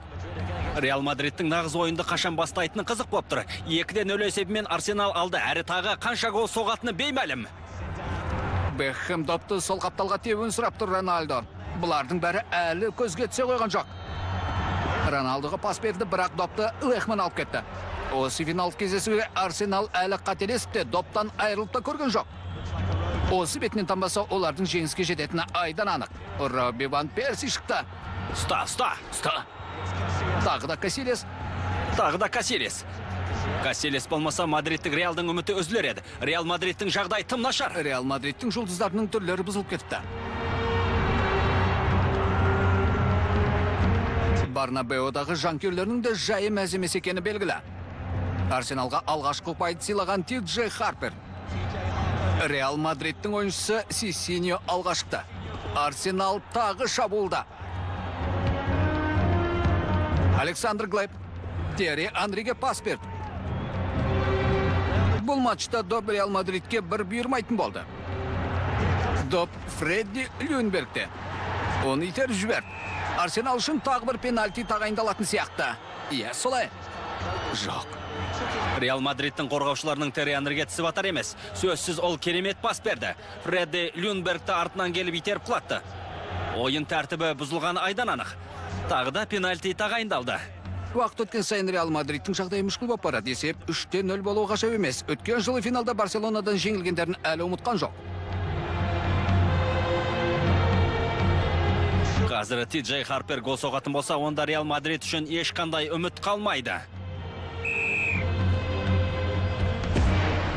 Құтқарды, маңдай шаға соғылды. Касилес Реал Мадридті тағы да құтқарып қалды. Муньес допты Хариске тепті. Ол Арсеналдың қақпасына ең жақын тұрған ойыншы. Арсенал мына жерде оңбай қателесті. Барлық қорғаушылар алаңның қарсы бетінде. Кевин Харис жалғыз өзі допты қақпаға бағыттады. Реал Мадридтің қоржынында бір ұпай. Жағдайдың бұлай күрт өзгеруін кім күткен? Арсенал есеңгіреп қалды. Қақпаларына гол соғылды. Хариске керемет пас берген Мунистің еңбегін айту керек. Леманды қалай алдап соқты? 4 минут. Арсенал үшін тым ұзақ 4 минут. Реал Мадрид үшін қас-қағым 4 минут болмақ. Мүмкін есепті өзгертетін 4 минут осы шығар. Бекхэм. Ол Хариске пас берді. Мунис топты сұрап тұр. Нағыз ойын енді басталды ғой. Мунис, Лехман. Маңдай шаға соғылды. Қандай соққы? Лехман не болған түсініп те үлгермеді. Мунистің соққысы өте жылдан болды. Ақыры Харис пен Мунис жұдырықтай жұмылып ойнай бастады. Екеуі жақсы ойын көрсетуде. Уақыт өтіп барады. Гравис топты өз қақпасынан алыстатты. Ойын басталғалы Арсеналдың сасқан кезі осы шығар сірә. Сисиньо шықты. Арсеналдың қауіпті жағдайда екенін бәрі түсінді. Грависен бәрін шақырып жатыр. Мұның өте маңызды екенін жақсы біледі. Әлі де жеңуге болатынын түсінеді. Бекхэмнің бұрыштамы. Лехман оны кері қайтарды. Лехман керемет қақпашы ретінде көзге түсіп көрмеген ойыншы. Бірақ қазір ол өзіне сенімді, допқа да тойтарыс берді. Негізгі уақыт осымен бітті. Қосымша 2 минут берілді.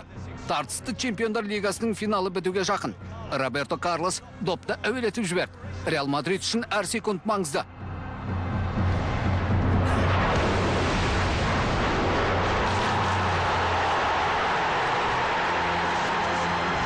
Жас ойыншының керемет голы. 2-2. Арсенал есеңгіреп қалды. Жанкүйерлер енді жанданды. Командалар жеңіске жетеді деген үміт пайда болды. Реал қосымша уақытта бір гол сақты. Тағы біреуін салып үлгере ме? Гути. Доп Харистің аяғына бір тиді. Сантьяго Муньесте келіп жетті. Ойын тәртібі бұзылды. Реал Мадрид айып добын соғады.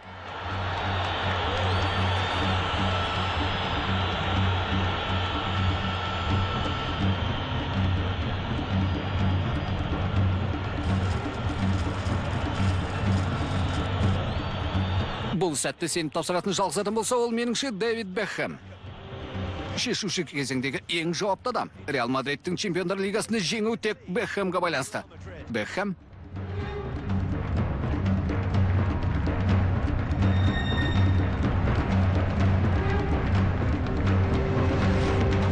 Бекхэм. Доп қақпаға беттеп барады. Қақпада. Реал Мадридке жеңіс сыйлаған Бекхэм. Реал Мадрид Еуропа чемпионы. Чемпиондар лигасының бұрын соңды болмаған ерекше ақтық ойыны. Шешуші голды соққан Бекхэм Реал Мадридті жеңіс тұғырына көтерді. Әлгінде ғана тағдырлары қыл үстіндеді. Бірақ жеңісті жұлып әкетті. Міне, мұна үшеуі Мадридтік Реалдың нағыз құтқарушылары.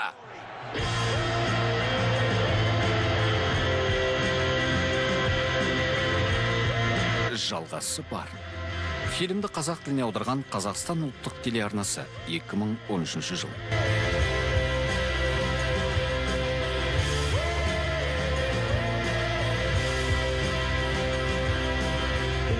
Фильм дублировали Сергей Дьячков, Олег Алмазов, Мария Цветкова, Евгений Леонов-Гладышев, Дмитрий Витов, Олег Белов, Виктор Костецкий и другие.